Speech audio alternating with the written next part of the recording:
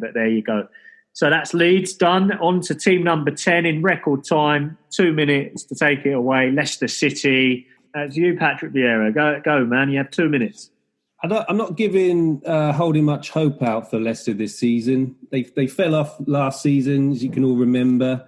Obviously, Vardy, was the great goal scorer. He cost 10 million, but is it worth getting that 10 million striker in on your team? Schmeichel, the goalkeeper, 5.5. He's a shout. And then perhaps you could pick Maddison. He was a great playmaker last season, but he fell off of form too. And he's actually injured at the moment, so we're not sure when he's going to, be back playing. A differential to look at could be James, who could, come on and help fill in that midfield role. But I'm not, they don't fill me with a ton of confidence. I'm not sure if I'm going to bring any players in. And, 10 million for Vardy, but then the next most expensive player drops down to like 7. And then the rest of their team's full of like 6 and 7s, 5, 6 and 7s. And to me, that doesn't sound like a team full of some quality players there. They do have a pretty good start to the season, playing West Brom to start with, then Burnley. They got Man City on their third outing, West Ham and Aston Villa follow, and then Liverpool. So, yeah, a bit of a mix, but, see how they do. But again, obviously there's some key players to look for in their team. But like I said, I'm not holding out much hope for them doing as well this season as they did last season. I reckon they'll have a good start against West Brom, maybe. Yeah, I see where you're coming from. I mean, they did have a bad season sort of towards the end. Dropped down to 5th, didn't they? Okay, that's your 2 minutes up, my man. That's Leicester. So we're halfway through, listeners. We're going to go for a break. We'll be back in part 2 for those final 10 teams. Hope you've enjoyed it so far, and thanks for sticking with us. Way!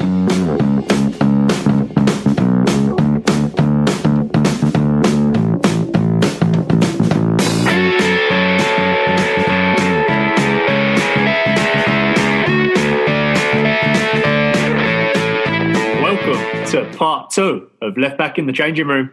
Hey! Part 2. New season. Lots to look forward to. Lots of excitement. We're back, ladies and gents, all suitably refreshed and raring to go. Pellers has got his Tizer. Captain Russ, he's got another apple juice with some ice there. And NVD, you've got a sports bottle. You must be... just back from the gym, are you? Just getting into the swing of the new season, mate. Taking it hydrating with a bit of H2O. That's a Jurgen Klopp cocktail, isn't it? The old H2O. Team dancing. Okay, guys. So, ladies and gents, as you'll know, we've run through the teams so far. We've gone 1 to 10. We're on to the 11th team of the season. It is NVD's beloved Liverpool. 2 minutes, NVD. Tell us all about Liverpool, what we should be looking at. There you go, Liverpool, champions last season, rightly so. They've had a I guess, a bit of an indifferent pre-season. 1-2, draw 1, lost 1. Obviously kind of lost against Arsenal in the Charity Shield, but or Community Shield, but don't really kind of count that. It's going to be really I counted tough. it. Yeah, I'm sure Man United fans always do. I think it's going to be tough to retain the title, to be honest. Man City, I think, are the only team to have done it within the last 11 years in the Premier League. And but I think I still feel that we will do the job again. We've got New Boys Leeds as our opening day fixture, and I think like Norwich last season, I think we'll look to inflict a heavy defeat upon them when they visit Anfield. To be honest, actually, after that, I would say kind of tough, to be honest, opening fixtures. We've got Chelsea, Arsenal, and then, Aston Villa less so, but then, difficult Merseyside derby against Everton early on in the season. Players-wise, they've been a fulcrum of many FPL managers' teams. Mane, Salah, Trent Alexander-Arnold, Robertson, you can't really look past them, to be honest. 200 points plus for Mane, Salah, and Trent Alexander-Arnold, Robbo on 181. But which one to have, mate? Which one to have, Salah or Mane? So if I go purely on pre-season form, who looks sharper, I would actually say Mane. But I think you'll get a lot of FPL managers who will stick with Salah for the opening day fixture against Leeds. It just feels like one of those fixtures where he'll just bang in a couple of goals to get himself started. But I think kind of over the course of the 5 fixtures, I'd go with Mane. Other than that, if you're looking, shame. That was the alarm, mate. That was the alarm. I didn't hear it, mate. I didn't hear it. Other than that, I'll quickly ride out. Other than that, to be honest, if you're looking for a differential from a defender perspective, I think Joe Gomez. I think if Liverpool start keeping clean sheets, he's 5.5 million. That's not bad for a defender, and he got 93 points. So yeah, I think he's a good alternative if you really want to kind of another differential. Taki Minamino has been absolutely amazing in pre-season. Bobby Firmino, I think, as great as he is, his time is numbered in terms of when Klopp's going to start looking at his goal drought. Minamino plays in Firmino's position, so potentially could be a good differential. One to watch. I have to admit, mate, I actually saw you guys play the other day, and you won 7-2. You're 2-0 down. I can't remember who it was. Blackpool. It was Blackpool. Oh, Blackpool, yeah, the mighty Blackpool. 2-0 down at half time, I think it was, and then that's right, yeah, dominated it, 1-7-2. And Minamino looked very good. My only problem is the guy going to play? Is he going to do it? I mean, good shout though. 6.5. Do you think he's going to get the game time? Yeah, I mean, it's difficult to assert the front three, but I think kind of I'm sure he will get more game time, to be honest. And like I said, if Firmino isn't doing the business, with his more of his goal conversion, then I can start to see Klopp fielding him a little bit more. Yeah, but I guess with Liverpool, you're saying, if you're going to spend the money, spend it on the main men that are going to play. Yeah, I think it's tried and tested. Player that might not play. Okay, perfect. Thanks, NVD. Moving on to the 12th team currently in the Premier League, that is Manchester City. And Manchester City, I believe it was Pellers that took a look at them for us. No, Vieira. Patrick Vieira, of course. How can I get you? You both look so similar. It's the glasses you both wear. But what I'd like to... sorry, coughing here. My wife's cooking. It's very smoky.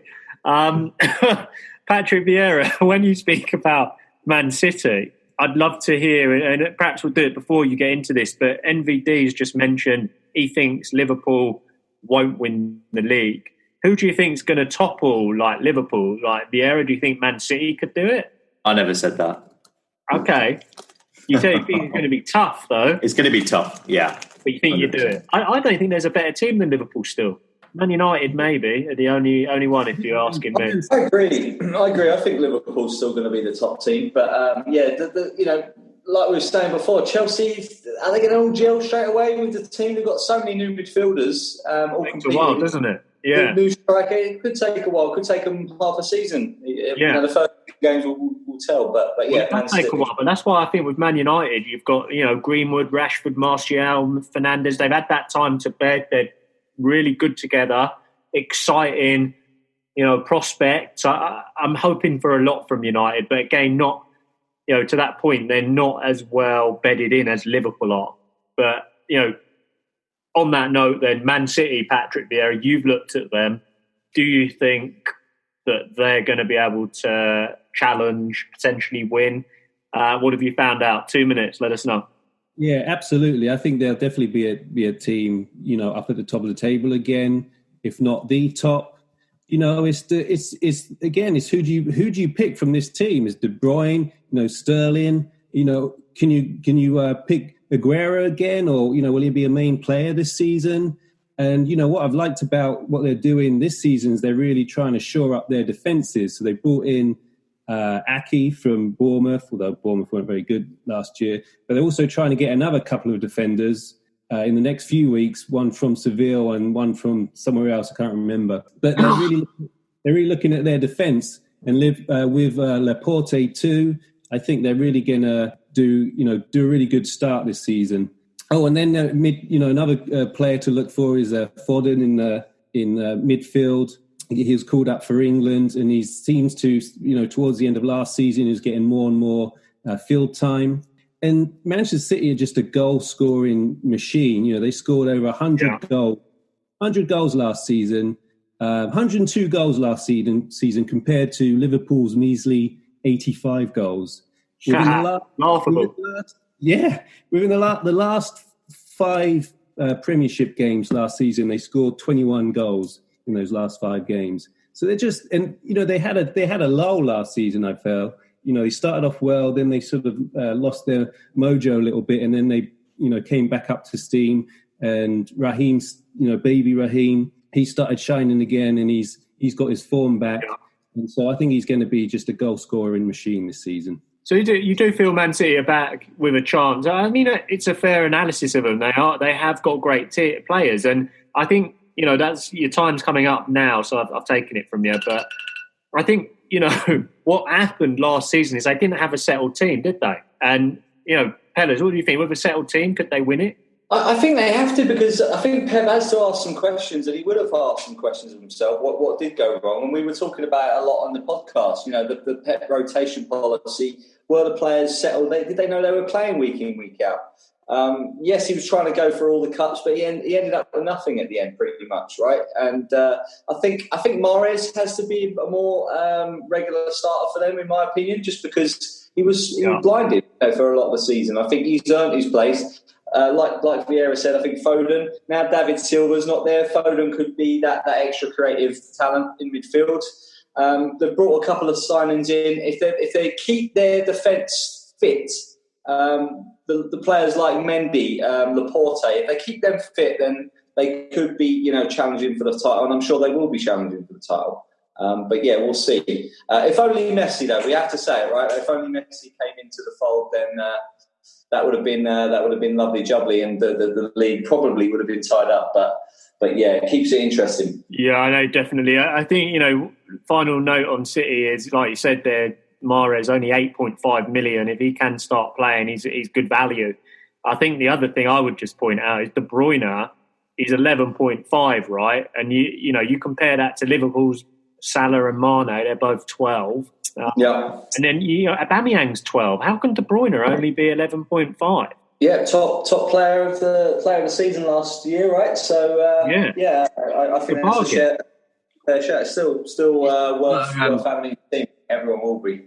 But he's not a goal scorer, is he? He's a playmaker. He scores goals. I'm not saying he doesn't score goals, but he's not like only 13 of them last season. Mane or Salah, is he? Or Aguero? 13 goals, 23 assists. I think he's... it's definitely he's the playmaker. He's like the backbone of Man City. Yeah.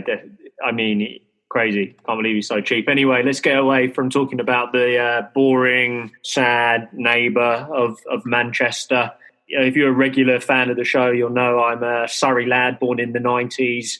So obviously a Manchester United fan. So I've got 2 minutes, boys, to talk about Manchester United. So let's get going. Who's got the timer on? What's that, Captain? I've already had my 2 minutes. You're done. I'm gone. No, guys. So Manchester United, I think, I have got a lot of sort of hope this season, more hope than I've had for the last few. I feel a lot of promise for the team. I feel that we ended the season really well. My only concern is that other teams were potentially not playing towards the end of the season. That said, Man City won 5 in a row at the end. We won 3, we drew 2. So I think, we had good form. We were looking okay post-COVID. We don't have a game in the first game week, just so listeners are aware of that. So if you are going to go for us, game week 2 onwards, we've got Palace, then Brighton and Hove. Then we play Tottenham at home. And I think we like playing Tottenham. I feel we'll beat them. And then we've got Newcastle away. So first 4 games for United, not bad. Not bad at all. We have brought in a new boy. We've got Donny van der Beek. So 35 seconds to go, I'm being told. I'm getting the big T. So players, I would say we've had no pre-season games yet. But from a player perspective, it's the same old. I mean, Martial has now become a forward on the game, which makes him a little bit less attractive. He was midfielder before. Rashford has become a midfielder. Very attractive to me.